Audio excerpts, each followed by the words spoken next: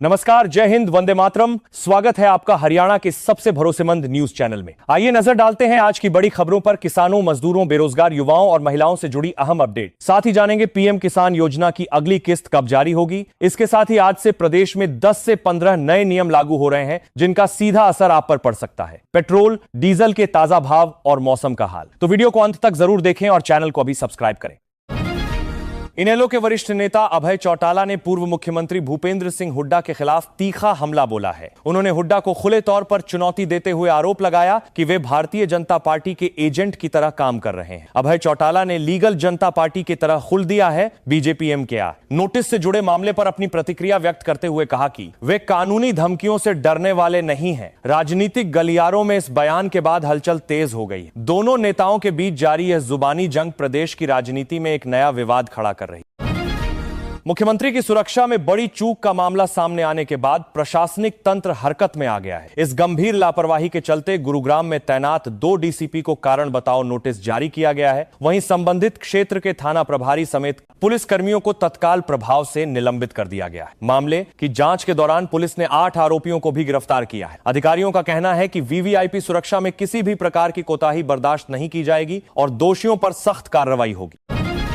हरियाणा सरकार ने राज्य में जल संरक्षण और पारदर्शी जल प्रबंधन के उद्देश्य से वाटर सिक्योर हरियाणा कार्यक्रम लागू करने की योजना बनाई है। इस महत्वाकांक्षी परियोजना को धरातल पर उतारने के लिए सरकार 4000 करोड़ रुपए से अधिक का कर्ज लेने जा रही है। कैबिनेट मंत्री श्याम सिंह राणा ने संवाददाताओं को जानकारी देते हुए बताया कि इस राशि का उपयोग जल स्रोतों के पुनरुद्धार, बुनियादी ढांचे के निर्माण और आधुनिक सिंचाई तकनीकों को बढ़ावा देने के लिए किया जाएगा। इससे आने वाले समय में राज्य में पेयजल और कृषि संकट को कम करने में मदद मिलेगी।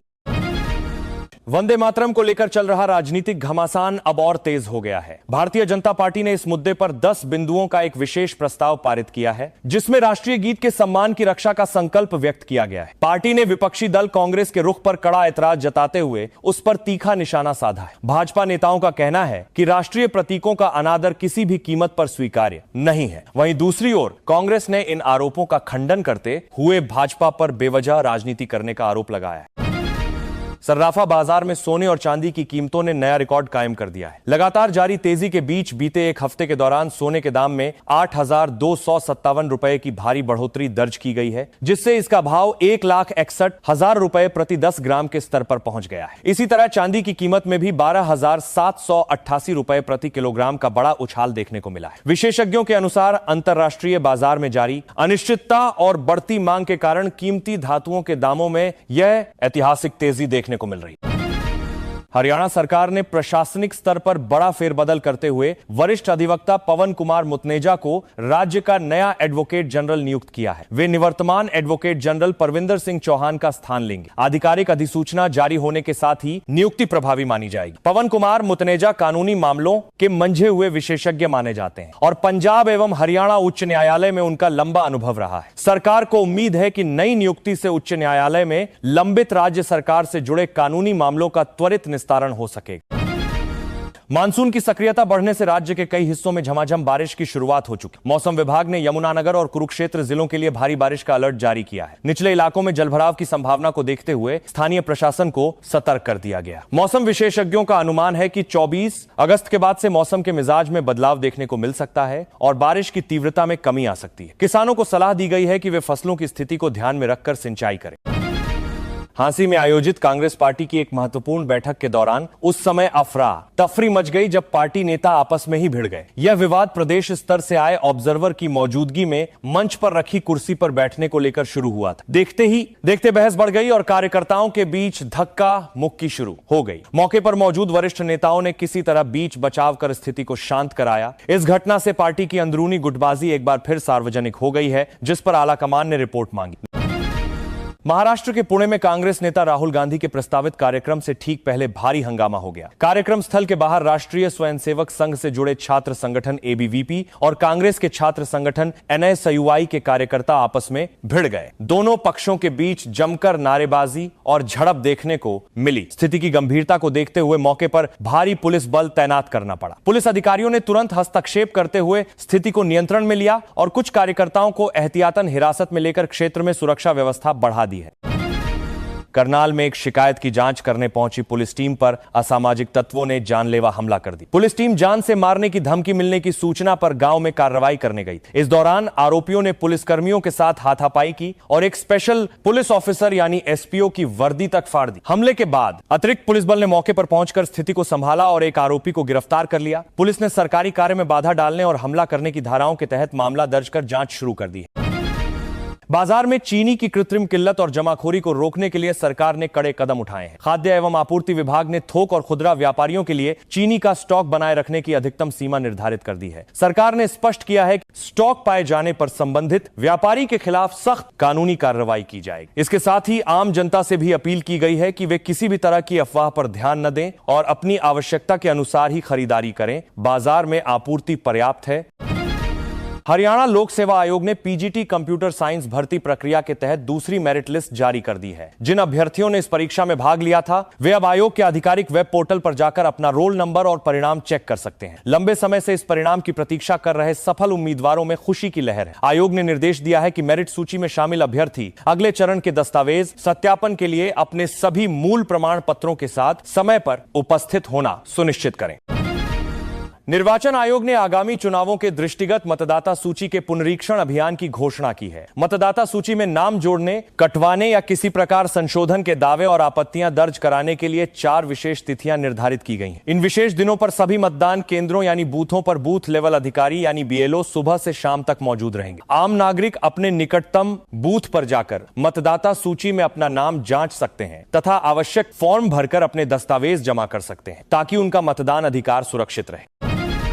नारनौल के एक पेट्रोल पंप पर धोखाधड़ी और चोरी का अनूठा मामला सामने आया है। कार में सवार होकर आए एक महिला और पुरुष ने पहले पेट्रोल पंप कर्मचारी से 1250 रुपए का ईंधन भरवाया। इसके बाद उन्होंने ऑनलाइन भुगतान करने का नाटक किया। कर्मचारी को बातों में उलझाकर कार की खिड़की बंद की और तेजी से फरार हो गए। पेट्रोल पंप मालिक ने घटना की पूरी जानकारी और सीसीटीवी फुटेज पुलिस को सौंप दी है। पुलिस ने अज्ञात कार सवारों के खिलाफ मामला दर्ज कर उनकी तलाश शुरू कर दी है। सप्ताह के अंतिम कारोबारी दिन देश के शेयर बाजारों में सुस्ती का रुख देखने को मिला। बॉम्बे स्टॉक एक्सचेंज का प्रमुख संवेदी सूचकांक सेंसेक्स 77,540 अंक के स्तर पर लगभग सपाट बंद हुआ। पूरे दिन के कारोबार के दौरान बाजार में कोई बड़ी हलचल दर्ज नहीं की गई और निवेशक मुख्य रूप से सतर्क नजर आए। बाजार विश्लेषकों का कहना है कि वैश्विक बाजारों से स्पष्ट संकेत न मिलने तथा कच्चे तेल की कीमतों में उतार चढ़ाव के कारण निवेशक नए सौदे करने से बच रहे हैं, जिससे बाजार सीमित दायरे में कारोबार कर रहा है। प्रशासनिक व्यवस्था में सुधार और स्कूल ठीक करो अभियान के तहत हिसार जिले में बड़ी कार्रवाई की गई है। गांव गैबीपुर के सरपंच को अपने कर्तव्यों में लापरवाही बरतने और सरकारी निर्देशों का पालन न करने के आरोप में तत्काल प्रभाव से निलंबित कर दिया गया है। जिला उपायुक्त ने स्पष्ट निर्देश दिए हैं कि गांवों में सरकारी स्कूलों की स्थिति सुधारने में किसी भी प्रकार की लापरवाही बर्दाश्त नहीं की जाएगी। जो भी जनप्रतिनिधि या अधिकारी इस अभियान में सहयोग नहीं करेगा उसके खिलाफ कड़ी प्रशासनिक कार्रवाई अमल में लाई जाएगी। पंचकूला से चंडीगढ़ स्थित प्रसिद्ध सुखना झील जाने वाले यात्रियों के लिए एक राहत भरी खबर सामने आई है। प्रशासन द्वारा निर्मित किया जा रहा नया त्रिकोणीय मार्ग बहुत जल्द यातायात के लिए खोल दिया जाएगा। इस मार्ग के चालू हो जाने से दोनों स्थानों के बीच की दूरी काफी कम हो जाएगी और लोग मात्र 5 मिनट में अपना सफर पूरा कर सकेंगे। इससे न केवल समय और ईंधन की बचत होगी बल्कि पुराने मार्ग पर लगने वाले लंबे ट्रैफिक जाम से भी वाहन चालकों को बड़ी निजात मिलेगी। दूरसंचार विभाग ने साइबर अपराधों पर लगाम लगाने के उद्देश्य से नया सिम कार्ड नियम लागू कर दिया है। इस नियम के तहत अब कोई भी नागरिक आसानी से यह पता लगा सकता है कि उसके नाम पर कितने मोबाइल कनेक्शन चल रहे हैं। सरकार ने इसके लिए एक विशेष संचार के काम साथी पोर्टल तैयार किया है, जहां अपना आधार विवरण डालकर चालू सिम कार्डों की सूची देखी जा सकती है। यदि कोई ऐसा नंबर पाया जाता है जिसे आपने नहीं लिया है तो आप पोर्टल के माध्यम से उसकी तुरंत शिकायत दर्ज करा सकते हैं।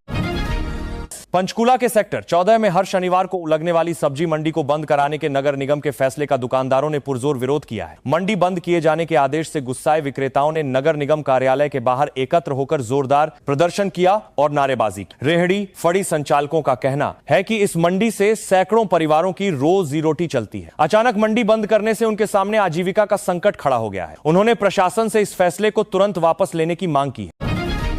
कृषि विकास अधिकारी यानी एडीओ भर्ती मामले में पंजाब एवं हरियाणा उच्च न्यायालय ने कड़ा रुख अपनाया है। परीक्षा में पूछे गए एक प्रश्न के उत्तर विकल्प को अचानक बदलने के कारण रुकी हुई नियुक्तियों पर हाईकोर्ट ने राज्य सरकार से जवाब तलब किया है। प्रभावित अभ्यर्थियों ने याचिका दायर कर आरोप लगाया था कि उत्तर कुंजी में बदलाव से कई योग्य उम्मीदवार चयन सूची से बाहर हो गए। अदालत ने मामले की गंभीरता को देखते हुए सरकार और संबंधित चयन आयोग को आगामी सुनवाई तक अपना स्पष्टीकरण दाखिल करने का निर्देश।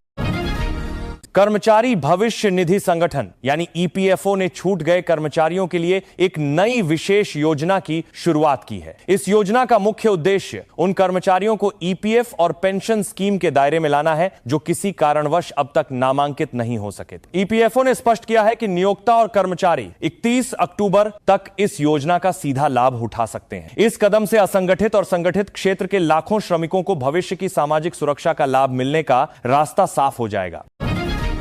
हरियाणा के शिक्षा मंत्री महिपाल ढांडा ने नई शिक्षा नीति की सराहना करते हुए विपक्ष पर तीखा हमला बोला है। एक सार्वजनिक कार्यक्रम को संबोधित करते हुए उन्होंने कहा कि नई शिक्षा नीति देश के युवाओं के मन से गुलामी की औपनिवेशिक मानसिकता को समाप्त कर रही है। उन्होंने आरोप लगाया कि विपक्षी दल युवाओं को दिशाहीन बनाना चाहते हैं, इसीलिए वे इस दूरदर्शी शिक्षा नीति का विरोध कर रहे हैं। शिक्षा मंत्री ने दावा किया कि नई नीति से छात्रों में कौशल विकास और नैतिक मूल्यों का समावेश हो रहा है जो एक सशक्त भारत का निर्माण करेगा। नशीले पदार्थों की तस्करी के खिलाफ चलाए जा रहे विशेष अभियान के तहत फतेहाबाद में पुलिस ने एक बड़े आरोपी पर सख्त कार्रवाई की है। नशा तस्करी के मामले में नामजद आरोपी की लगभग 50 लाख रुपए मूल्य की चल और अचल संपत्ति को जब्त कर लिया गया है। इसमें आरोपी का रिहायशी मकान और एक महंगी कार शामिल है जिसे फ्रीज कर दिया गया है। पुलिस अधिकारियों का कहना है कि अवैध रूप से अर्जित की गई संपत्ति को जब्त करने की यह प्रक्रिया आगे भी जारी रहेगी ताकि नशा तस्करों की आर्थिक रीढ़ तोड़ी जा सके। दिल्ली और राष्ट्रीय राजधानी क्षेत्र में मच्छरों के बढ़ते प्रकोप और डेंगू, मलेरिया जैसी बीमारियों से बचाव के लिए एमसीडी ने एक अनोखा अभियान शुरू किया है। इसके तहत 75 किलोमीटर लंबे रेलवे ट्रैक के आसपास मच्छरमार दवाओं का छिड़काव करने के लिए विशेष मॉस्किटो टर्मिनेटर ट्रेन चलाई जा रही है। यह ट्रेन पटरियों के दोनों ओर बने जलभराव वाले इलाकों में प्रभावी कीटनाशकों का छिड़काव करेगी ताकि मच्छरों के लार्वा को पनपने से रोका जा सके। इस संयुक्त पहल से घनी आबादी वाले रेल ट्रैक क्षेत्रों को बड़ी राहत मिलेगी। मक्का समझौते में बांग्लादेश को शामिल किए जाने की संभावना को लेकर अंतर्राष्ट्रीय कूटनीतिक हलकों और विशेषज्ञों की नजरें टिकी हुई हैं। इस पूरे घटनाक्रम पर भारतीय विदेश मंत्रालय ने अपनी सधी हुई आधिकारिक प्रतिक्रिया दी है। विदेश मंत्रालय के माथर प्रवक्ता ने कहा कि भारत क्षेत्रीय घटनाक्रमों और समझौतों पर लगातार बारीक नजर बनाए रखता है। उन्होंने स्पष्ट किया कि भारत के राष्ट्रीय हित और क्षेत्रीय सुरक्षा सर्वोपरि हैं और किसी भी नए समझौते से भारत के रणनीतिक संबंधों पर पड़ने वाले प्रभाव का गहन अध्ययन किया जा रहा है। खाद्य सुरक्षा एवं मानक विभाग ने आम जनता के स्वास्थ्य से खिलवाड़ करने वाले खान पान के प्रतिष्ठानों पर बड़ी कार्रवाई की। जांच के दौरान भोजन की गुणवत्ता मानक के अनुरूप न पाए जाने पर प्रसिद्ध फास्ट फूड चेन मैकडॉनल्ड्स समेत 8 प्रमुख रेस्टोरेंटों के फूड लाइसेंस तत्काल प्रभाव से निरस्त कर दिए गए। अधिकारियों ने बताया कि निरीक्षण के दौरान रसोई में भारी अनियमितताएं और बासी सामग्री पाई गई थी। विभाग ने स्पष्ट चेतावनी दी है कि मिलावटखोरी या घटिया भोजन परोसने वाले किसी भी संस्थान को बख्शा नहीं जाएगा। पूर्व सांसद बृजभूषण शरण सिंह ने योग गुरु बाबा रामदेव पर जुबानी हमला बोलते हुए कड़ी चेतावनी दी है। एक बयान जारी कर उन्होंने कहा कि यदि इस बार कोई अनर्गल आंदोलन या विरोध प्रदर्शन करने की कोशिश की गई तो परिणाम गंभीर हो सकते हैं। बृजभूषण सिंह ने आरोप लगाया कि कुछ लोग अपने निजी स्वार्थों के लिए सामाजिक सौहार्द बिगाड़ने का प्रयास कर रहे हैं। उनके इस आक्रामक बयान के बाद दोनों पक्षों के समर्थकों के बीच वाकयुद्ध छिड़ गया है, जिससे क्षेत्र का राजनीतिक तापमान अचानक से बढ़ गया है। उत्तर हरियाणा और दक्षिण हरियाणा बिजली वितरण निगमों में कार्यरत जूनियर इंजीनियर यानी जेई पिछले 19 वर्षों से अपने पदोन्नति का इंतजार कर रहे हैं। लंबे समय से प्रमोशन न मिलने से नाराज अभियंताओं ने सरकार से डिप्लोमा धारक जूनियर इंजीनियरों का प्रमोशन कोटा बढ़ाकर 50% करने की पुरजोर मांग उठाई है। जेई एसोसिएशन के पदाधिकारियों का कहना है कि सेवा नियमों में अनदेखी के कारण उनका करियर बाधित हो रहा है। उन्होंने चेतावनी दी है कि यदि जल्द ही उनकी मांगों पर ध्यान नहीं दिया गया तो वे आंदोलन करने के लिए मजबूर होंगे। प्रदेश की विभिन्न थोक सब्जी मंडियों में आवक प्रभावित होने के कारण हरी सब्जियों के दामों में अचानक उछाल दर्ज किया गया है। हाल ही में हुई तेज बारिश के चलते खेतों में पानी भरने से हरी मिर्च और फूलगोभी की फसल को नुकसान पहुंचा है, जिससे मंडी में इनकी आपूर्ति कम हो गई। थोक विक्रेताओं का कहना है कि आवक सामान्य होने में अभी कुछ दिनों का समय लग सकता है, तब तक हरी मिर्च और गोभी की कीमतें ऊंची बनी रहेंगी। अचानक बढ़े दामों से आम गृहिणियों का बजट प्रभावित हो रहा है। पीजीआई रोहतक के चिकित्सा विशेषज्ञों ने आम जनता को बार बार होने वाले शरीर दर्द को हल्के में न लेने की सलाह दी है। डॉक्टरों की टीम ने चेतावनी जारी करते हुए कहा है कि लगातार बना रहने वाला बदन दर्द किसी गंभीर अंदरूनी बीमारी का शुरुआत संकेत हो सकता है। इसलिए बिना चिकित्सीय परामर्श के मनमर्जी से दर्द निवारक दवाएं खाना सेहत के लिए खतरनाक साबित हो सकता है। विशेषज्ञों के अनुसार समय रहते दर्द का सही कारण पता लगाकर इलाज कराना बेहद जरूरी है ताकि भविष्य में किसी बड़ी जटिलता से बचा जा सके। हरियाणा सरकार ने सामाजिक और शैक्षणिक गतिविधियों को बढ़ावा देने के उद्देश्य से एक बड़ा अनुदान देने की घोषणा की है। राज्य के कैबिनेट मंत्री कृष्ण बेदी ने दशनाम गोस्वामी समाज सभा को धर्मशाला निर्माण के लिए 21 लाख रुपए की वित्तीय सहायता देने का ऐलान किया है। एक सामाजिक समारोह को संबोधित करते हुए मंत्री ने कहा कि समाज के सभी वर्गों का उत्थान सरकार की प्राथमिकता है और यह भवन सामुदायिक कार्यों के लिए उपयोगी सिद्ध होगा। समाज के प्रतिनिधियों ने इस आर्थिक मदद के लिए सरकार का धन्यवाद व्यक्त किया।